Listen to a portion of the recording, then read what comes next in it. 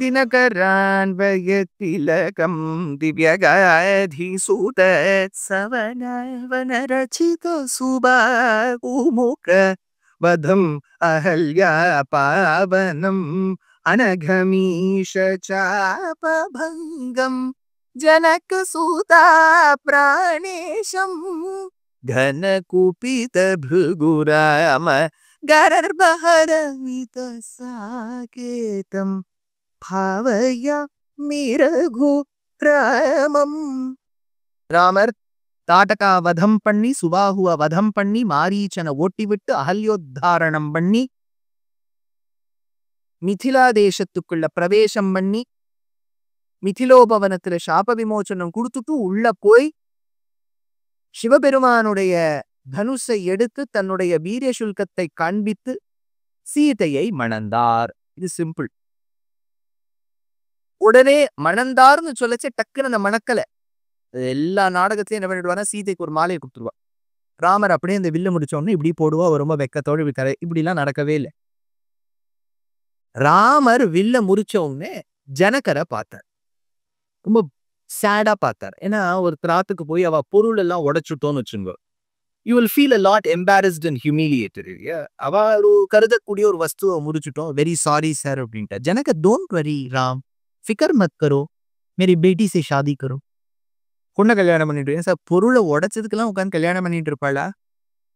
அதுக்குள்ள அவர் என்ன சொல்லிட்டார், எங்க அப்பா பர்மிஷனை கேளுகும். ஏன்னா தப்பி தவறி இந்த ஒரு அவதாரத்துல மட்டும் அப்பா பேச்சுக்கு அடங்கி நடப்பேன். அடுத்த அவதாரத்துல ஒரு கல்யாணம் அப்பா அம்மா பார்த்துருக்க, எல்லாம் அவரே பார்த்துட்டார். அதனால இந்த ஒரு கல்யாணத்துல அப்பா பேச்சை கேட்டு நான் அப்ப கல்யாணம் பண்ணிங்கன்னா அப்பாவுக்கு மெசேஜ் அனுப்பிச்சுருமோட்டார். சரி, ஜனகர் இங்க நேபாள், கீழே உத்தரப்பிரதேஷ், அயோத்தியா பக்கத்துல தான் இருக்கு. உடனே ஒரு ஸ்பீட் போஸ்ட்ல ஒரு லெட்டர் ஃபேக்ஸ் பண்ணிட்டார். Hereby I would like to inform you, Mr. Dashrath, that your son has won over us with his valor and prowess. I have a daughter called Sita. I wish to give her in marriage to your son. What is your part? அவர் yes or no சொல்லணும். தசரதர் எவ்வளவு modern பாருங்க. எனக்கு இன்னும் 3 பிள்ளை இருக்கா, உங்க ஆத்துல உனக்கு இன்னொரு பொண்ணு, உன் தம்பிக்கு 2 பொண்ணு இருக்கான்னு கேள்விப்பட்டேன். ஒரே பட்டப்பாவை வச்சு நம்ம பண்ணிடலாம். அதனால யோகாம்பாளையும் கேட்கலாம், அவ என்ன இந்த வாட்டி புது மெனு என்ன கொடுக்குறான்னு. அதனால இல்ல ஒரே தாம்பூல பையோட நானும் முடிஞ்சுட, தனித்தனியா போட வேண்டியதா இருக்கும். இல்லாட்டா ஒரே தேங்காயை வச்சு அவ சட்னி பண்ணிக்கிறாள், ஏதோ ஒண்ணு பண்ணிக்கிறா, எல்லாருக்கும் பண்ணிவிடலான்னு. அப்போது பரதன் மணந்த பத்ரிக்குத்தான் மாண்டவின்னு. அப்ப பரதன் பிறந்த பொழுதிலிருந்தே சத்ருக்னாழ்வானோடு ஒரு மைத்ரி பாவத்தில் இருந்தான். அதே சமயத்தில் பெருமாள்னு சொல்லக்கூடிய ராமனுக்கு கைங்கரியம் செய்தவனாய், பிடித்த தம்பியாய், அனுஜனாய் இருந்தான். அவனுக்கு சீதாவின் சித்தப்பா குஷத்வஜன் பேர். குஷத்வஜனுடைய குமாரத்திக்கு மாண்டவின்னு, மாண்டவியோட கல்யாணம் ஆச்சு. 24 வயசு முடிஞ்சு 25வது வயசு ராமருக்கு தொடக்கம். ராமருக்கு தொடக்கம்னா மற்றவாளுக்கும் அதே ஏஜ் தான், அடுத்தடுத்த நாள் பிறந்த, அவ்வளவுதான் சார். இந்த தஞ்சாவூர் பெயிண்டிங்லாம் பார்த்தீங்கன்னா ராமர் ஜம்முன்னு 8 அடி இருப்பார், பரதன் 6 அடி ஆயிடுவார், லக்ஷ்மணன் 4 அடி இருப்பார். அது என்னவோ தெரியல, 4 தம்பியும் ஒரே மாதிரி தான் இருப்பா. அதுல 2 பேர் டார்க் காப்பி, 2 பேர் ஒயிட் காப்பி. ராமரும் பரதனும் கருநிறம், லக்ஷ்மணனும் சத்ருகணரும் வெள்ளை நிறம்.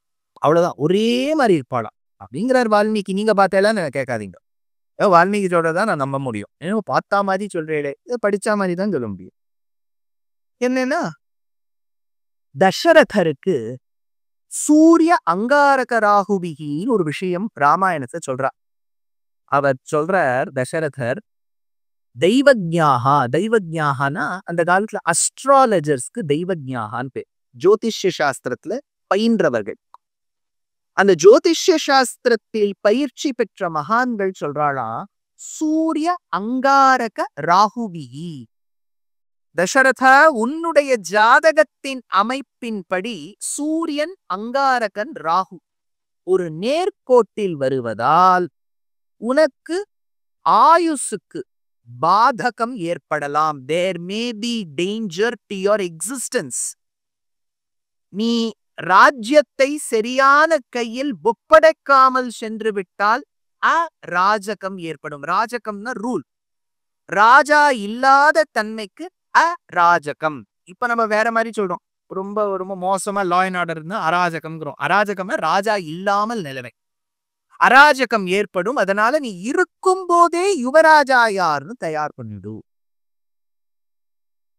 அப்பதான் தசரதர் யோசிச்சு என்ன பண்றார்? ராமரை கூட்ட அனுப்புறார் சுமந்திரன் மூலமா. இப்போ ஒரு சூக்ஷ்மம் சொல்றேன். இப்ப தசரதர் ராமருடைய நட்சத்திரம் என்ன? புனர்வசு. என்ன சார் அது கூட தெரியாம உங்களெல்லாம் உபன்யாச கூட்டம் பாருங்க. வேஸ் அதிக. ராமர் புனர்வசு, பரதன் புஷ்யம், லக்ஷ்மண சத்ருக்னான் ஆயில்யம், ஆஸ்லேஷா நட்சத்திரம். அடுத்தடுத்த நட்சத்திரம் இல்லையா? தசரதர் என்ன? புனர்வசு, புஷ்யம், ஆஸ்லேஷா தெரிஞ்சுடுத்து. அப்பா அது என்னன்னு தெரிய வேண்டாமான இது ஒரு சூக்ஷ்மம். எப்போ தசரதர் தன்னுடைய அமைப்புல சூரியன் அங்காரகன் ராகு இந்த காலத்துல ஒரு நேர்கோட்டில இருக்கா எனக்கு பாதகம்னு சொல்லியிருக்காரோ, பிள்ளை புனர்வசுவா இருந்தா இவர் க்ளூ கொடுத்ததை வச்சு பார்த்தா தசரதன் ரேவதியா இருக்கணும். இது ஒரு ரிசர்ச்ல ஒரு கண்டுபிடிச்சிருக்கோம். ரேவதியா இருந்தால்தான் அந்த அமைப்பு வரும். அவர் என்ன பண்ணிவிட்டார்? ராமரை கூப்பிட்டு சொன்னார், ராமா நீ ஆள வேண்டும்.